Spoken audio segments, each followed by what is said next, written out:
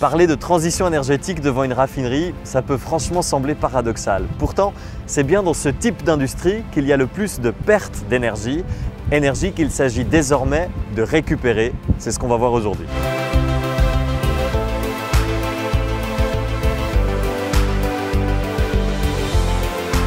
Bonjour John Rosengren. Bonjour. Vous êtes le responsable de ce futur réseau de chauffage à distance de l'Entre-deux-Lacs, réseau qui part d'une raffinerie. Pourquoi partir d'une raffinerie alors que le but de la transition, c'est précisément de quitter le pétrole?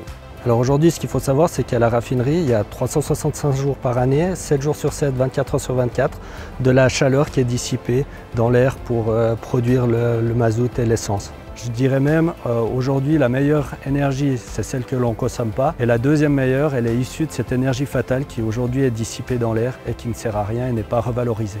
Et c'est cette chaleur que vous allez récupérer. Concrètement, comment vous faites pour la valoriser et la distribuer? On va mettre un circuit d'échangeur et sur cet échangeur, on va raccorder notre réseau de chauffage à distance qui va aller dans chaque habitation pour alimenter les différents preneurs.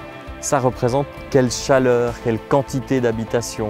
Comment est-ce qu'on peut avoir un ordre de grandeur de ce qui est permis par ce projet? Alors le projet aujourd'hui, c'est une puissance de 27 mégas pour 52 gigawattheures d'énergie.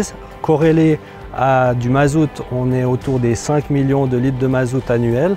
Et puis si on le récupère et puis qu'on dit en nombre d'habitations, on est plutôt autour des 3500 ménages qu'on peut chauffer à l'aide de cette énergie. C'est quoi le bénéfice écologique de ce projet? Alors je dirais que le bénéfice écologique, il est double. D'un côté, on enlève la chaleur qui est dissipée par Varro et puis on la met dans les habitations. On va sortir du mazout et avec ça, on a un double bénéfice.